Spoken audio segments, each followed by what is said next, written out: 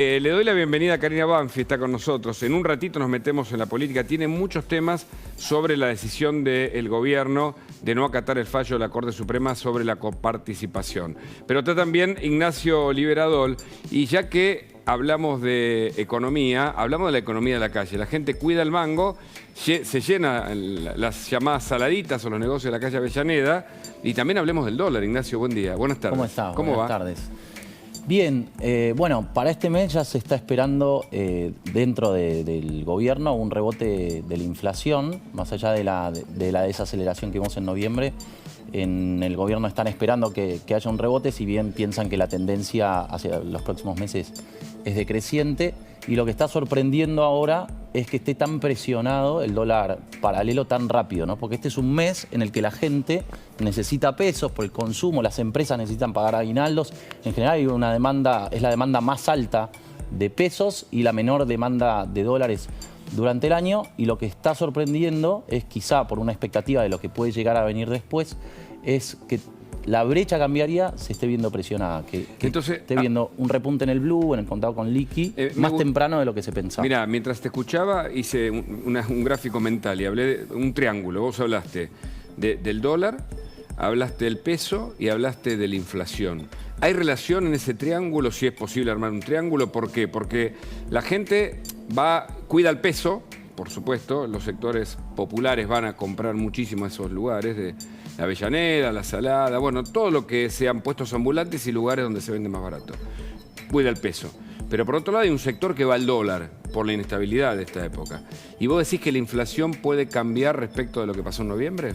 Sí, hay relación porque en realidad las causas de la inflación y de la presión cambiaria se parecen en cuanto a que tienen que ver con la cantidad de pesos en la economía. Y Correcto. Lo que se está esperando es que, sobre todo para el primer bimestre, esa relación entre pesos y dólares empeore, ¿no? Porque vamos a tener los pesos que va a estar emitiendo el Banco Central en general por esta estacionalidad, siempre como que encuentra mucho más margen para emitir pesos, sí, para que haya excesos de pesos en la economía, porque la gente y las empresas lo están demandando. También está emitiendo pesos por el lado de la compra de dólar soja, porque cuando compra dólar soja lo está haciendo a un precio mucho más caro, con lo cual tiene que emitir muchos pesos. Necesariamente hace falta pesos. Exacto.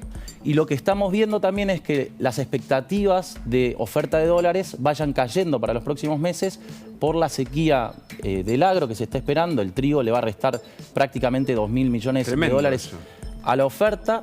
Y también lo que se va a estar viendo es que en todo este tiempo el Banco Central se vea forzado a aumentar el cepo cambiario, con lo cual lo que se puede llegar a ver es, por un lado, el Banco Central desacelerando el tipo de cambio oficial a tono con la inflación, pero aumentando la presión sobre el dólar paralelo, con lo cual lo que puede llegar a ver, y esa es la expectativa y lo que se está ya viendo ahora en la demanda de dólares todos los días, es un aumento de la brecha cambiaria. Ahora, ese aumento de la brecha cambiaria, que en definitiva muchos lo cuentan como una posible devaluación, ¿puede llevar el dólar o puede hacer disparar el dólar en estos últimos días del año? Faltan poquitos, ¿no? ¿El oficial o el paralelo? El paralelo, sobre todo. El paralelo ya lo estás viendo y la perspectiva es que no baje la brecha, que no baje la presión sobre el tipo de cambio paralelo, justamente porque los meses que vienen son los de menor oferta de dólares. Y tenés que sumar una cosa que me olvidé, que es que hoy los ojeros están anticipando dólares que comúnmente liquidaban hasta que llegara el tiempo de la liquidación de la cosecha gruesa, con lo cual todos esos dólares que están anticipando hoy no se van a ver en el mercado cambiario, entonces va a haber menos oferta de dólares. Hoy todos los factores o los componentes que presionan sobre los tipos de cambio paralelos te indican que va a aumentar la presión. Eso es lo que está esperando el mercado en este momento. Bueno, y después me vas a contar, ¿qué se puede esperar de la inflación ahora sí, cuando, bueno, está cerrando diciembre, ya se nos va el año y tenemos que hablar además de la inflación anual, para que la gente sepa qué es lo que está pasando. Pero tenemos una información de lo que pasa ahora. Escucha.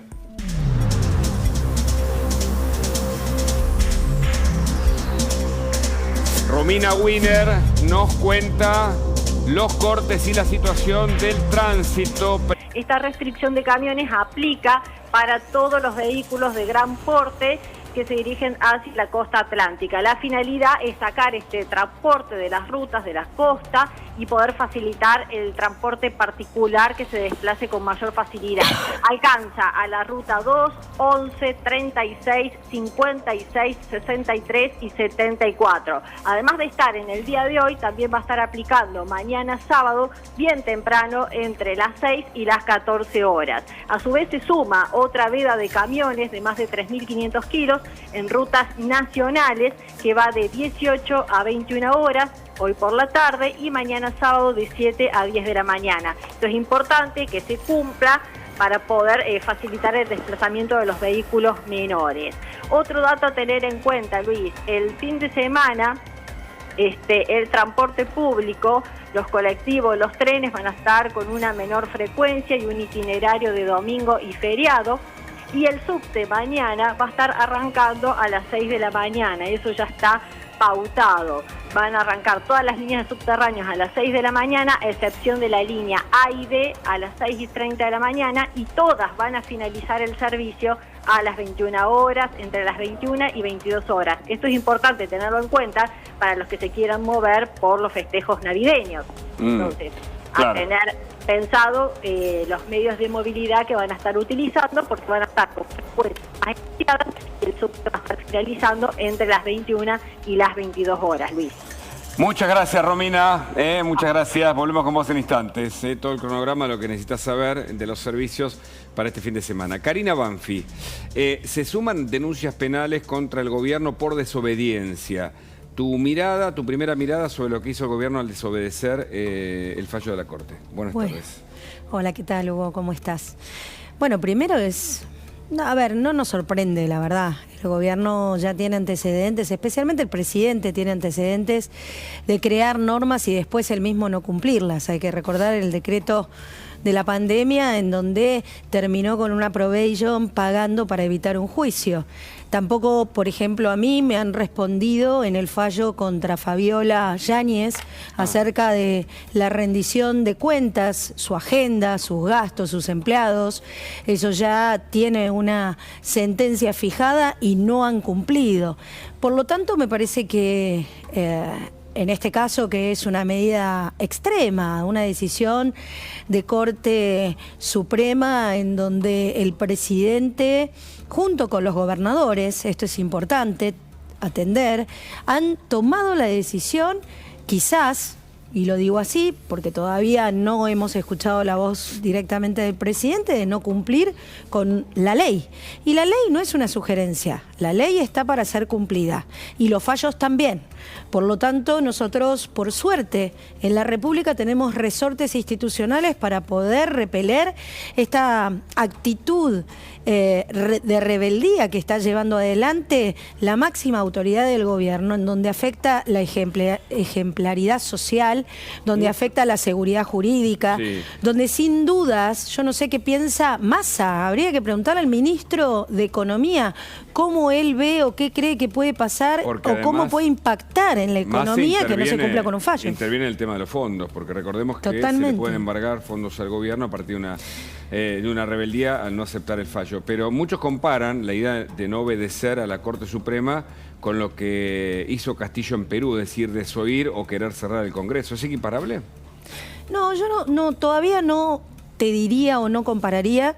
Sí hay que estudiarlo, principalmente hay que ver cómo sigue este proceso. Hoy lo que está diciendo, hay dos versiones. Una, que el presidente no puede acarrear con el cumplimiento de este fallo porque dice que no tiene dinero y esto lo obligaría a emitir. La verdad es gracioso, porque si vemos cómo ha sido el comportamiento de todo su gobierno con la emisión, acá tenemos un economista que nos puede explicar de lleno cómo no le ha importado absolutamente nada ese punto. Y el otro es buscar algún sistema que es propio de la jurisprudencia, de alguna recusación al fallo, no a la Corte, al fallo, para que pueda ser revisado, quizás con un sistema de conjueces, se usa en otras provincias o en otros países. Vamos a ver qué decisión toman. Mientras tanto, nosotros estamos observando lo siguiente. tenemos posibilidad de iniciar juicios políticos, señor presidente, porque esto es el incumplimiento de los deberes de funcionario público. Y si no también, tanto la provincia de Buenos Aires como, y digo provincia,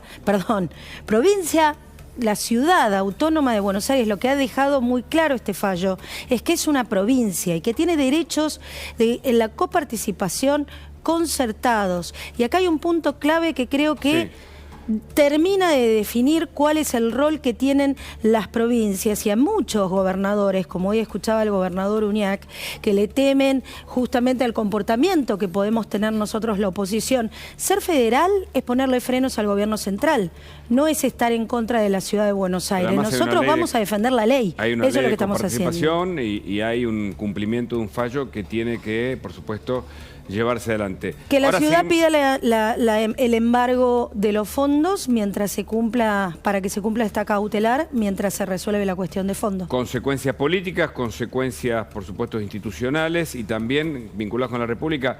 Ahora Ignacio Liberador nos va a explicar cómo puede funcionar el pago de esta coparticipación. Pero antes tenemos una información urgente.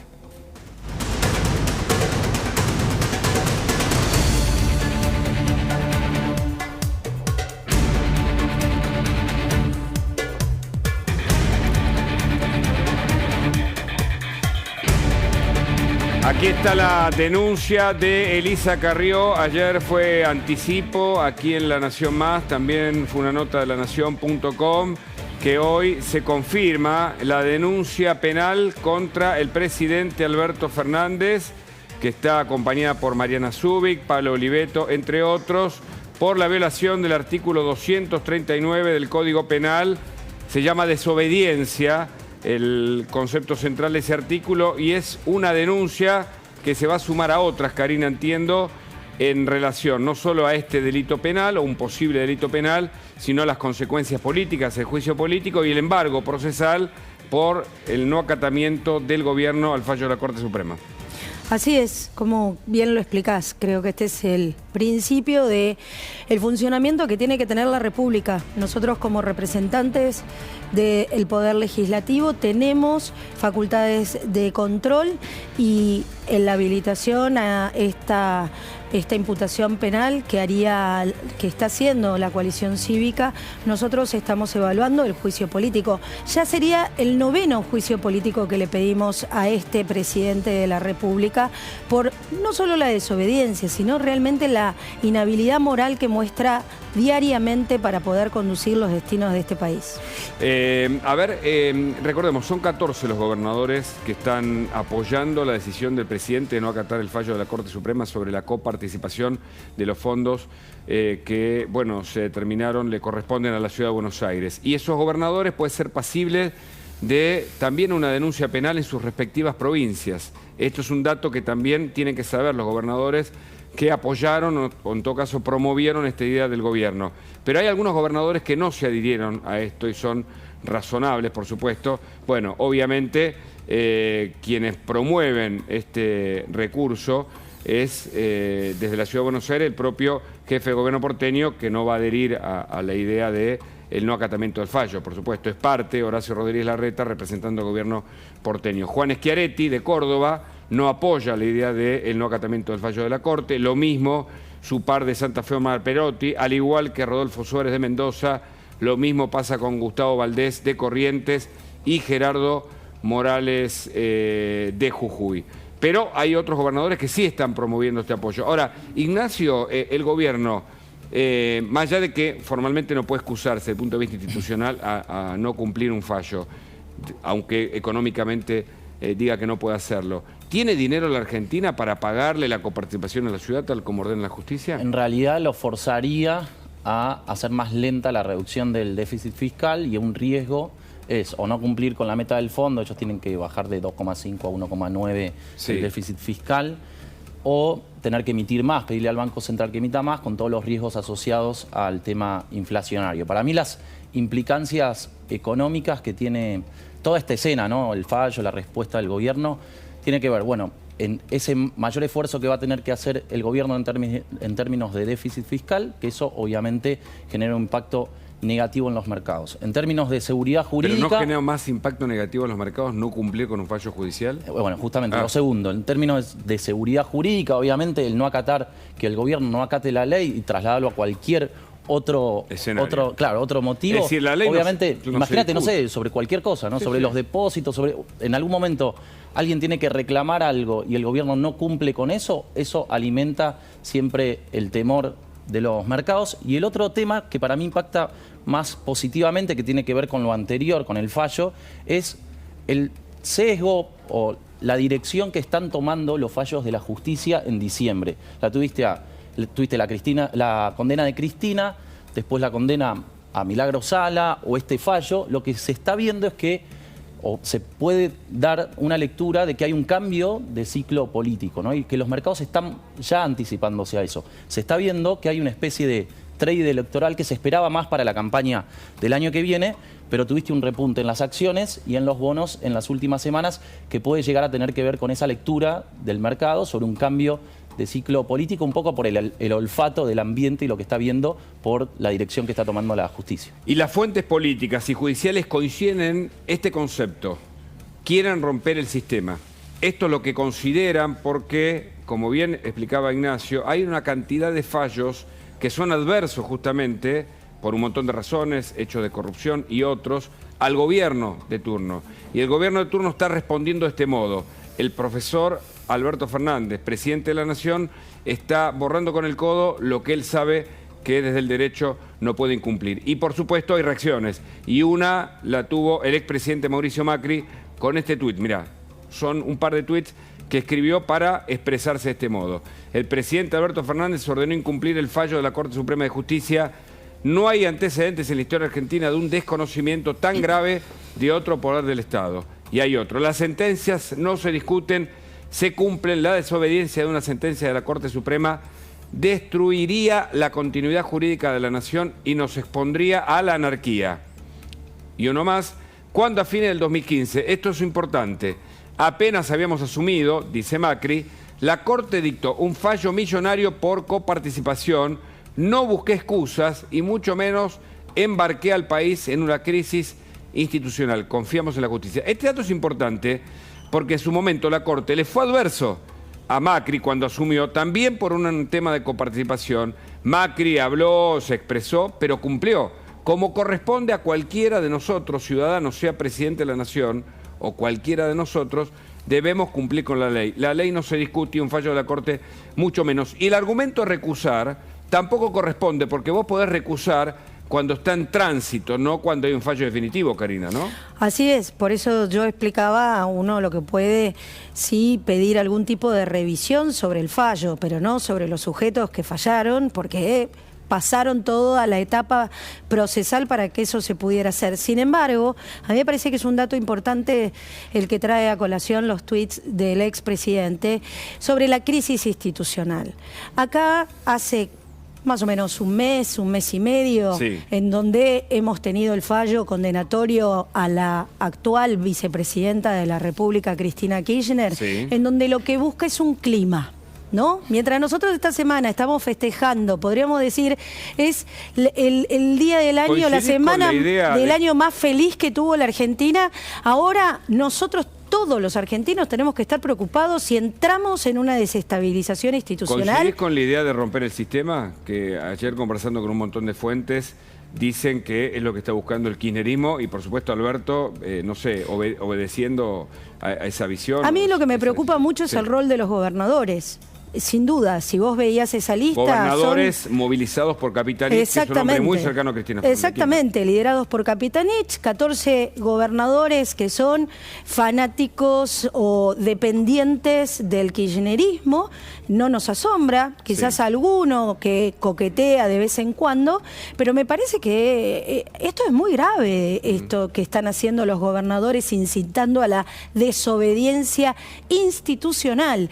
Y esto, sin duda, por suerte, recién me preguntabas lo de Castillo, hay que estar atento de que eso no pase, que no lleve a eso. En Perú, porque en Perú recordemos que Castillo fue destituido a propósito del cumplimiento de la Constitución. El Congreso votó la destitución de Castillo porque quiso cerrar el Congreso, es decir, desoyó un poder que es autónomo para un sistema democrático y republicano. Y acá algunos lo comparan porque dice, si desoye un fallo de la Corte Suprema, desoye la justicia, por lo tanto está desconociendo un poder que es ajeno al Poder Ejecutivo y que el Poder Ejecutivo debe cumplir.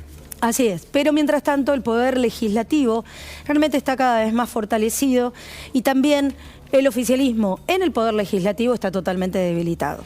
Escuchamos a Horacio Rodríguez Larreta. Hoy se expresó hace un ratito nada más sobre este tema de este modo. Escuchá. Vamos a hacer una presentación ante la Corte informando este incumplimiento y vamos a denunciar a los organismos, vamos a denunciar a cada uno de los funcionarios que son responsables de incumplir este fallo. Y además, nuestro bloque en el Congreso de Juntos por el Cambio está analizando y trabajando otras acciones judiciales y legislativas. Hoy, más que nunca, todos los argentinos nos tenemos que aferrar a la Constitución. Todos juntos tenemos que defender las instituciones. La fuerza de la ley fue, es hoy y siempre va a ser nuestra mejor arma contra el autoritarismo, contra la arbitrariedad, contra la impunidad. Yo no tengo duda que esta manera kirchnerista de entender el poder se está terminando. Karina. No, coincido perfectamente y lo que creo es que cuanto más profundizan este sistema populista, más la gente se convence que ha terminado una época. Claro. Lo que sí, todavía tenemos 13 meses hasta el recambio presidencial y en donde, por lo menos en la parte que nos toca a nosotros, dentro del Congreso de la Nación, vamos a estar extremadamente atentos y en alertas a que no atenten contra la República. Y uno de los argumentos que explicó Larreta y explicaron los constitucionalistas en su debido momento es que esto no afecta al resto de las provincias. Exacto. ¿Es así, Ignacio? Es decir, el gobierno recauda una cantidad de impuestos y lo que no recibe la ciudad, que se le dio a la provincia de Buenos Aires, tal vez en detrimento de otras provincias, hoy si vuelve a la restitución como corresponde y marca la ley o la Corte Suprema, no afecta a las otras provincias. No, hay que ver en el tema de las transferencias directas que resuelva discrecionalmente el gobierno y ahí dependerá del gobierno, pero en términos de coparticipación no. Claro. Karina, dicen que la cautelar es una medida que preanuncia un fallo que no le dan la totalidad porque justamente eso puede ocurrir o no en el fallo, pero que no garantiza que tenga la razón la ciudad, sino que es una cautelar previa para que el gobierno ahora sí, a partir de ahora, le pague lo que le corresponde, ¿no? Así es, lo explicaste muy bien. Lo que me parece también interesante de cómo se va a desarrollar todo este proceso judicial es que el Congreso tiene que revisar la ley de coparticipación, es una deuda que tenemos en la Argentina, principalmente para que no tengamos que terminar en contiendas judiciales con respecto a algunas irregularidades o injusticias que se producen de unas provincias con otras. ¿Por qué lo hace el presidente para vos? Si él sabe que como profesor de Derecho sabe que no se puede desoír un fallo de la Corte Suprema, por más que no le guste o que lo considere, no sé, extraño o lo que fuere. Mira, yo soy de la provincia de Buenos Aires, soy del sur de la provincia de Buenos Aires. Y la verdad, cuando pasó todo esto, por supuesto, nosotros siempre bregamos en mejorar nuestras condiciones de participación, en la coparticipación y en la repartición que tiene el gobierno nacional con respecto a las provincias, pero siempre en el marco de la ley. Claro. Y acá lo que hizo el presidente fue violar la ley para mimar al protegido de Cristina. Es esto, porque si vos después preguntás si esa plata fue a la seguridad, como así lo pedían en su momento, ¿se acuerdan esa conferencia de prensa que hicieron en Olivos, en donde casi fue tramposo con muchos intendentes de espectadores en ese momento? no resolvieron la cuestión de la seguridad. Entonces, ¿es una cuestión de plata o es una cuestión de decisiones políticas lo que está pasando en la provincia de Buenos Aires? Porque cada vez estamos peor. La propia Cristina, cuando habla de cómo la ciudad de Buenos Aires es una ciudad rica y las ciudades del AMBA son ciudades pobres que están gobernadas por los intendentes de su bandera política. Tendría que hacerlo al revés, tendría que preguntarle a esos intendentes dónde va la plata de los impuestos de todos los bonaerenses para que vivan un poco mejor, porque la verdad viven muy mal. Y hablando de Cristina y hablando de las caras del presidente Alberto Fernández, mirá lo que tuiteaba hace un tiempo. Fíjate, no lo vas a poder creer. Lo que tuiteaba el presidente Alberto Fernández cuando criticaba a Cristina en el 2013. Si CFK no entiende por qué la Corte es un contrapoder, deberíamos averiguar quién la aprobó en derecho constitucional. Basta de sofismas. ¿Qué pasó con este Alberto Fernández? ¿Cómo hoy opina de manera absolutamente opuesta a lo que pensaba en ese momento, ¿no, Karina? Perdió la dignidad. ¿Perdió la dignidad? Por poder, perdió la dignidad. Es absurdo. Claro. Es absurdo y muy triste para todos los argentinos que la máxima autoridad no nos dignifique, ¿no? Por supuesto. Porque realmente, ¿qué fue? 2013 este tuit aproximadamente.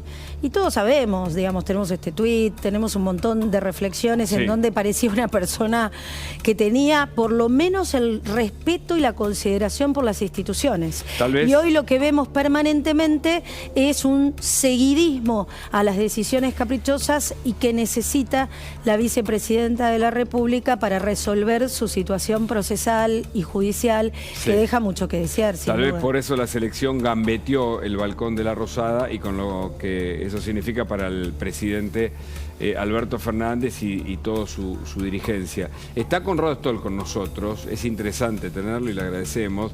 Vamos a hablar de salud, vamos a hablar de la mentalidad del Dibu Martínez en los penales, vamos a hablar de COVID, del regreso del COVID entre nosotros, pero mientras tanto le quiero hacer una pregunta a Nacho aquí, porque el 70% de los trabajadores, hablando de lo que Karina contaba, el deterioro social, cobran menos de 60 y pico mil pesos, están casi al límite, yo no sé cuándo está el límite de la pobreza, ¿no? Pero 63.000 pesos es muy poca plata para el 70% de los trabajadores de la Argentina. Bueno, lo que se vio es un deterioro del salario real que debería buscar el gobierno revertirlo en el año electoral, pero que se va a ver comprometido por un escenario en el que todos están esperando que la inflación se modere posiblemente en el primer trimestre, desde niveles altísimos, pero que pueda llegar a verse presionada en la campaña electoral por todo el manejo, por ejemplo, que va a tener que hacer el gobierno de la deuda del Tesoro.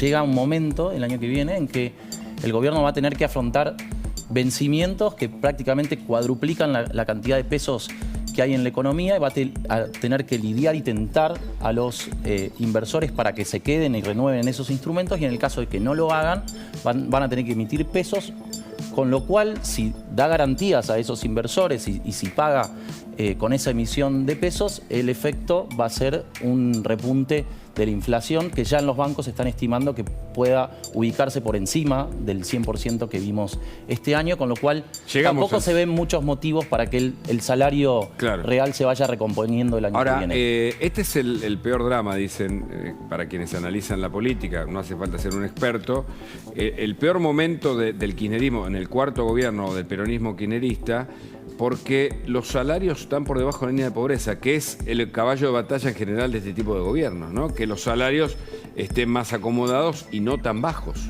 Sí, en general lo que se ve es que mejoran transitoriamente en los años electorales, ¿no? Pero en la Argentina viene por lo menos tuvo 4 o 5 años consecutivos de deterioro del salario real, con lo cual en el largo plazo, en el mediano plazo nunca mejoraron. O sea, no hubo ningún gobierno que en el mediano plazo lograra recomponer el salario real. Ese es un dato importante, así que cada vez los salarios están peor. Y hay un gráfico que justamente muestra esto de la distribución del ingreso, a propósito también del caballito de batalla en términos del discurso del kirchnerismo en cuanto a distribución del ingreso.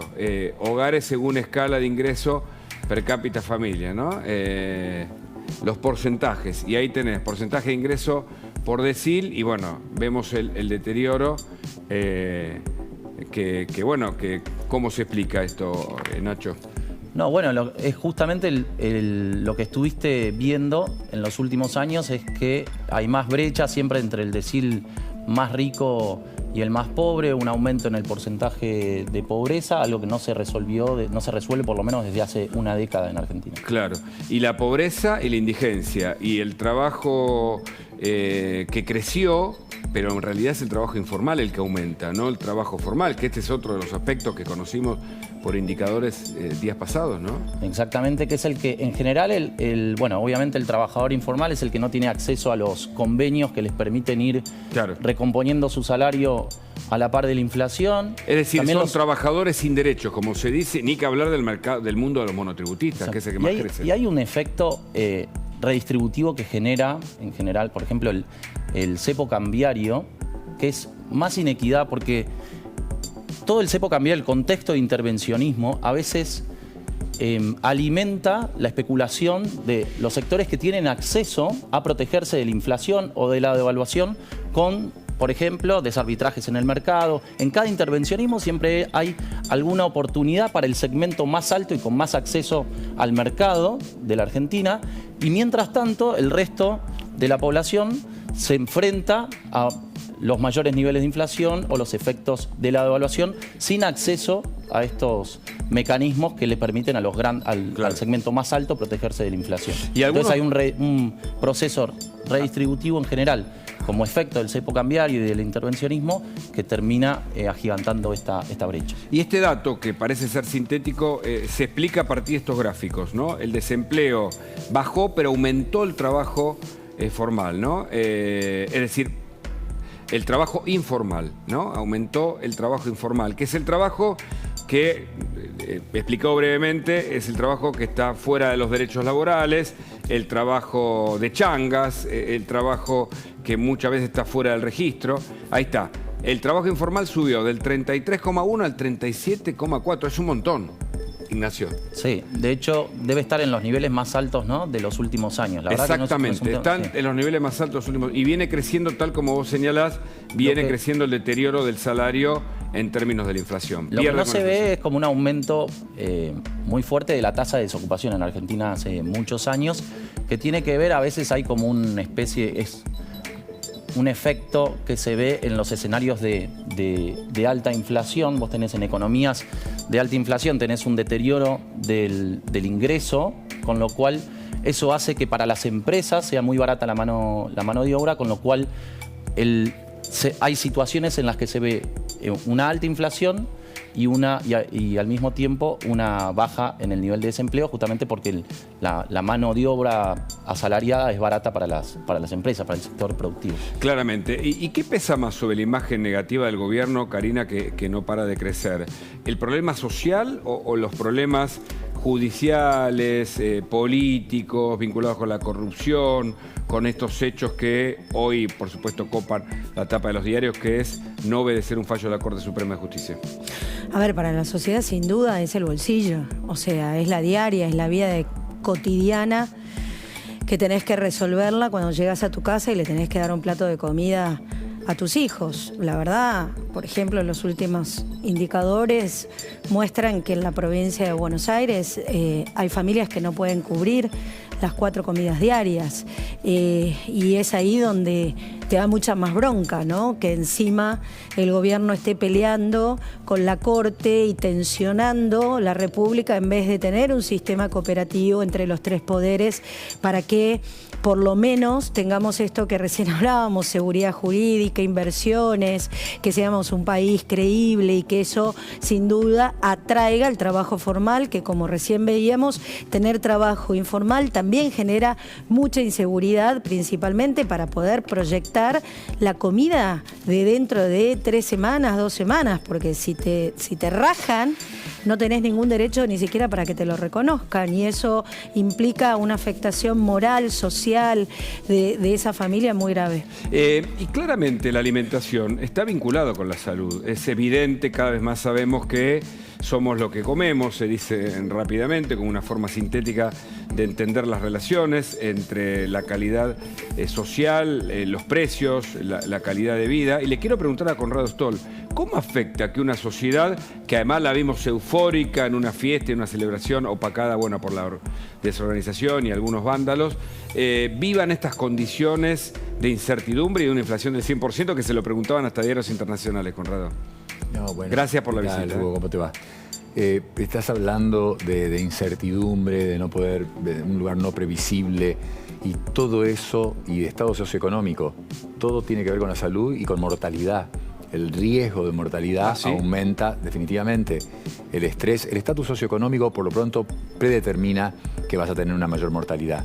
Cuando vos ves la edad promedio de infarto en el corazón y de ACV en los países emergentes, como el nuestro, es por lo menos 15 a 20 años más temprano que en los países de altos ingresos. O sea, la enfermedad, que es la causa número 1 y 2 de muerte, infarto en el corazón y en el cerebro, causa 1 y 2 de muerte en el mundo, ocurren unos 10 a 20 años antes en los países emergentes que en los países de alto ingreso. Y se vive menos, calculo.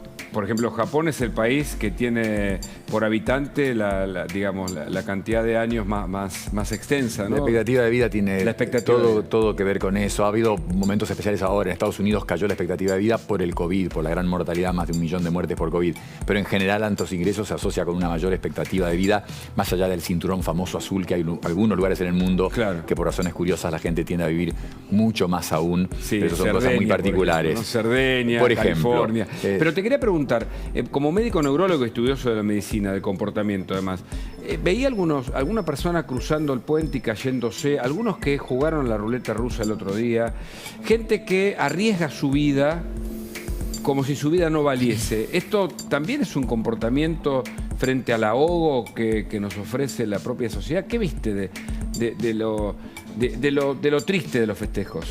Todo lo que podamos hablar, de lo alegre, vos hablabas del Dibu atajando penales antes, y de lo triste, todo tiene que ver con neurociencia y con circuitos y con lo que nos hace o con lo que manifiesta la conducta última de una persona.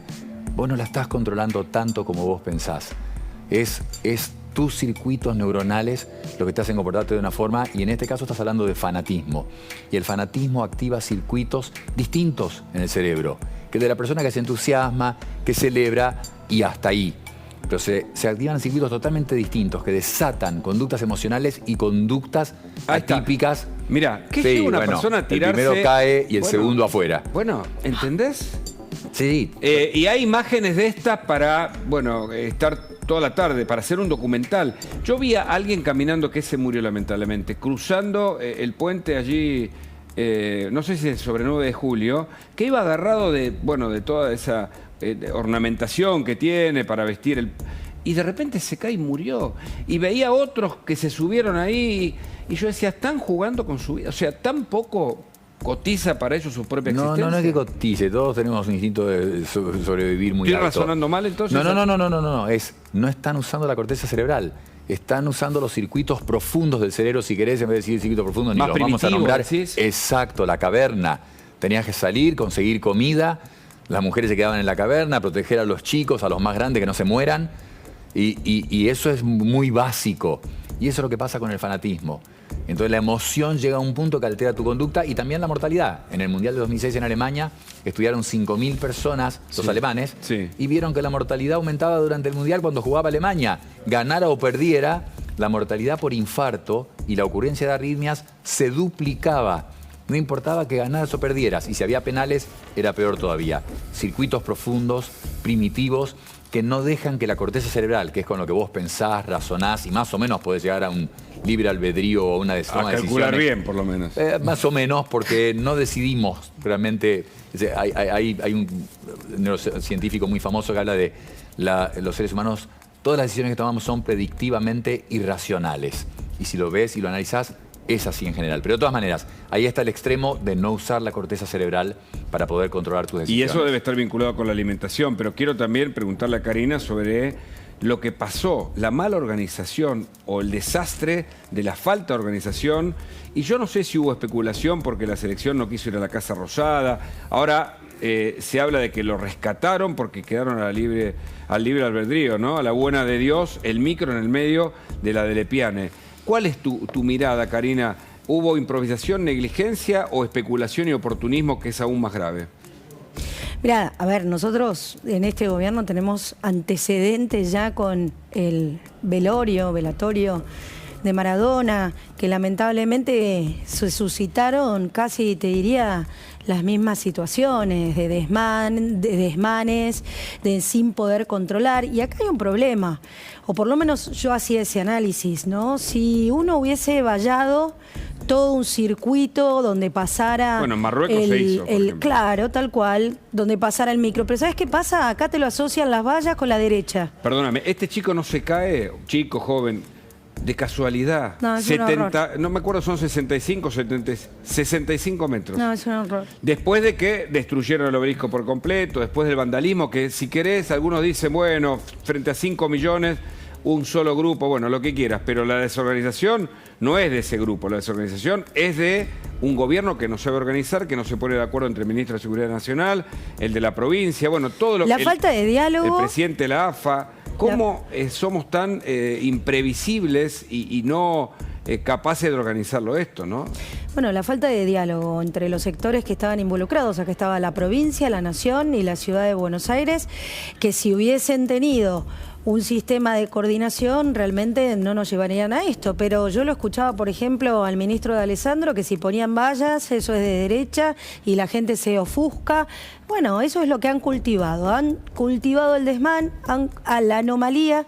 Yo quería preguntarle también esto de que usted hablaba, creo que también el alcohol y los estupefacientes puede incitar a no tener ningún tipo perder de el freno inhibitorio, control, ¿no? Claro. De subirse al obelisco y no temer por su vida, y creo que ahí hay que llamarse a la reflexión también de cómo estamos educando a nuestra juventud, que realmente tiene niveles principalmente de consumo de alcohol altísimos, y hay que buscar también alguna medida de salud pública para controlar eso. Muchas gracias, Karina, por tu visita. Gracias Siempre a es vos. interesante tenerlo. Felicidades. Mientras tanto, felicidades, sí, claramente.